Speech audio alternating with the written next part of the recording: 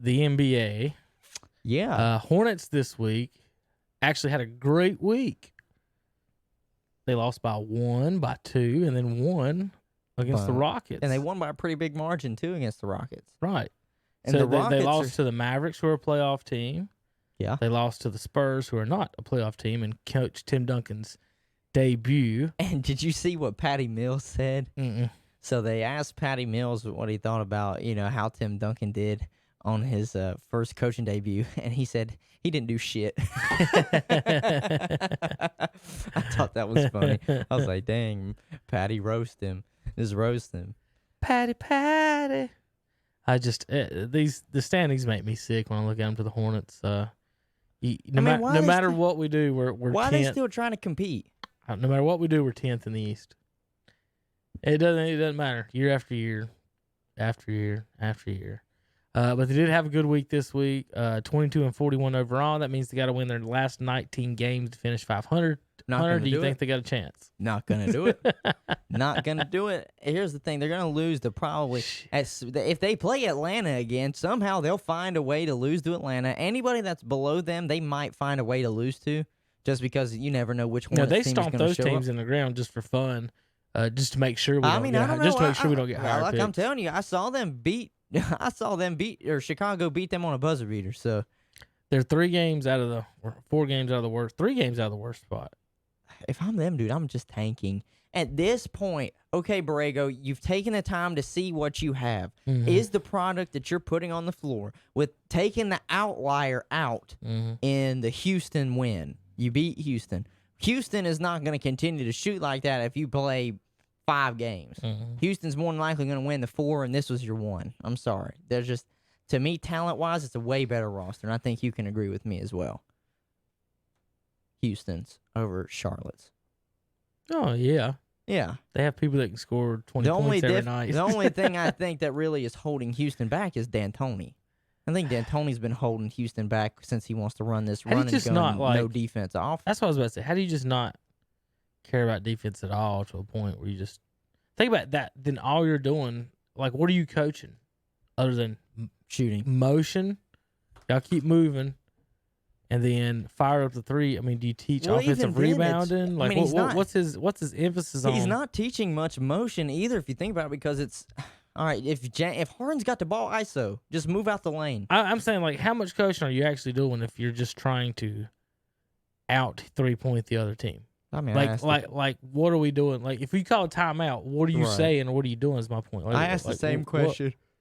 Well, that was like when I said, "Hey guys, Saturday, hit the next 3 you take." That was like when I said Saturday morning on our, on the radio show. I was basically like, "Ew!" When I saw that the Hornets, the Rockets had lost a game because they shot 16% from shooting 44 threes. I said, "That's disgusting. That's just disgusting. That's you live by the 3, die by the 3." That Doug Gottlieb on his, he was stepping in for Colin this week. He said, "What, you thought that was like?"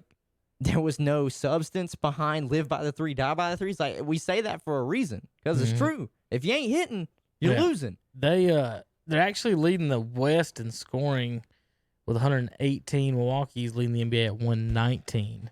They're giving up 111 points a game as Houston. Lakers clinched the spot this weekend, beating the Clippers. Lakers in 1, Clippers 2 spot, Nuggets 3, Jazz 4, Thunder 5. Rockets 6, Dallas 7, Memphis 8. Hunter, anyone besides the top 3 seeds got a chance. I think the hardest out of everybody 4 through 8 is Oklahoma City. That's because I just saw Oklahoma City. People want to call it an upset, but they beat Boston. Okay, and they played very good defense at the end there with Chris Paul. So I think the hardest out will be Oklahoma City. They're sitting at the 5-6 matchup between Houston and Oklahoma City. So I think that one's going to be an absolute... They would have it's 4-5 matchup. Oh, it's 4-5 matchup? Utah. Oh, okay, so it would be Utah. All right. You're right. 3 and 6 would be the matchup. To be honest, I think Oklahoma City could beat Utah in that series.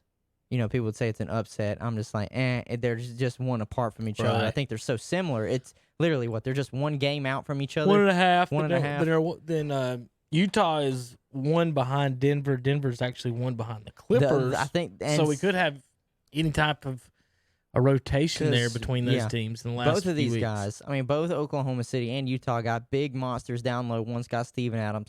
One's got Rudy Gobert. Oklahoma City's got the up-and-comer Shea Gilgeous. He's a long guy. Put him at the 2. Utah's kind of undersized at their guards. Mike Conley's not very big. CP can match him up. He still plays good defense even in his age. Donovan Mitchell will give them problems just because he's just a natural scorer. Other than that, though, I think Oklahoma City would have a really good shot in that 4-5 matchup. Another one I think that they're going to give the Clippers a lot of trouble, and that's especially if Luka and Kristaps come to play, and it's going to be Dallas.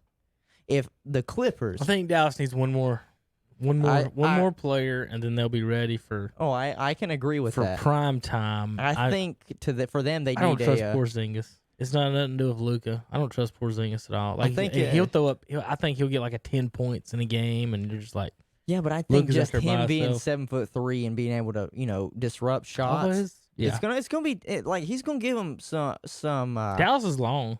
Yeah, Dallas is very long, especially even If without Luka's at point Luka. guard. Yeah, without Luka and Kristaps when they were playing Charlotte. Well, according to Terry's lineups, Hunter, we put Luka at the 2 guard. yeah, I mean, not Luka. Porzingis at the 2. Portis at the 2. Yeah, whatever. Willie Cauley-Stein and Boban at the. Think about that lineup. I'm telling you, that's a defense's worst nightmare because they got shot blockers. The problem is though is like I can agree with you when you look at the Clippers. They have Paul George. They have Kawhi, who are going to go out there and get you 20 easy. Mm-hmm. I mean, and that's easy. Paul George and I had like 30 against the Lakers, while Kawhi had like 27. Yeah. So they can go out there and almost get you 30 and 30 apiece. And then LA as well has got Montrezl Harrell coming, whether they start him or coming off the bench. He had 20 plus. So they got the guys where they say you need at least 3 guys that can get you 70 easily. Right. Where it is Dallas, it's you got one guy that's just going to get you 30 or 40, and it's Luka right now. And maybe Kristaps can get you 15 and 10. So you're close, but you're not quite there. But those 3 for the Clippers could outscore the whole starting lineup for the Mavericks. Now say Seth Curry. Now just say Seth Curry gets hot for the Mavericks. Yeah. I mean, he could always go off maybe because he's just like not just like Steph, but from the 3-point line, if he gets a little crazy, he can make it close.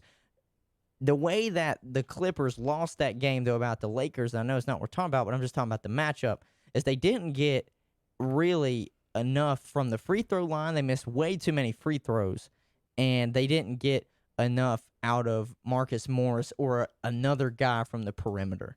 And Avery Bradley for the Los Angeles Lakers ate them up on the 3-point line. He was just hitting. And I could see Seth Curry doing the same thing for the Mavericks. So I think the Mavericks are another team that is going to give like a team kind of some trouble. We got the Clippers winning that matchup. Mm-hmm. And then just a fun one to watch is going to be the Lakers because they're pretty fun to watch, but Ja and Memphis. Ja Morant's going to dunk over one of these 7-footers one of these days, and the internet's going to lose its mind. He's trying to. The more exciting matchup would be, though, if Memphis can start losing and New Orleans catches them, and New Orleans flips to be the 8th seed instead of Memphis. But I don't think there's enough time for that now.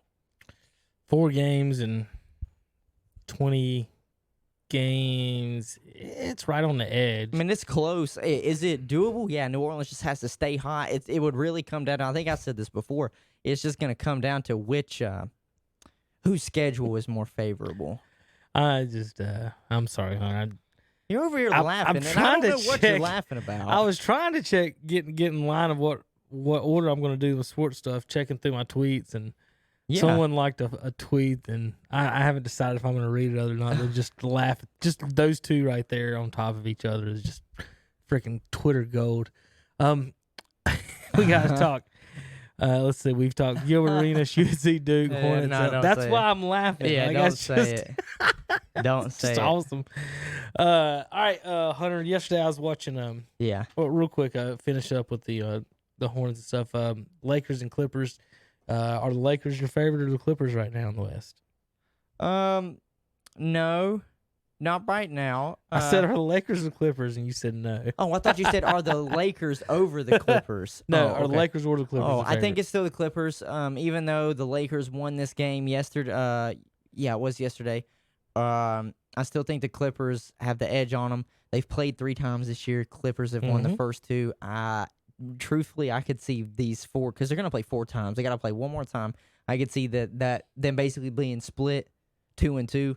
But the Clippers claiming the first 2 games, I think, was fantastic. And very, very rarely do I think Avery Bradley is just going to go nuclear from the 3-point line for the Lakers. So I'm just going to take the Clippers. I still have the Clippers as the favorite. And probably the favorite to win the chip. Anthony Davis does make it. I mean, it's a big difference. Think about, last year. They're so long, dude. So last year, LeBron's just okay. He's hurt. Team's too, okay. He's hurt. Then we add maybe one of the best players in the game. All of a sudden, LeBron's great. Yeah, He's LeBron's fine. They have JaVale McGee, who's another 7-footer. They got Dwight, who they bring off the bench, who's another 7-footer. The Clippers, leading up to that game, when all of their players are healthy, because that was one of the games that's another game they played last night or yesterday, where all of their guys were healthy. They were 10-0. So now they're just 10-1. Those odds are still pretty damn good. I mean, if you ask me, 10-1 if your team's fully healthy, and that's including Kawhi playing and not taking a rest night. Not bad. That's not bad at all. All right, we're gonna move over to some NFL talk real quick. Ooh, NFL. Some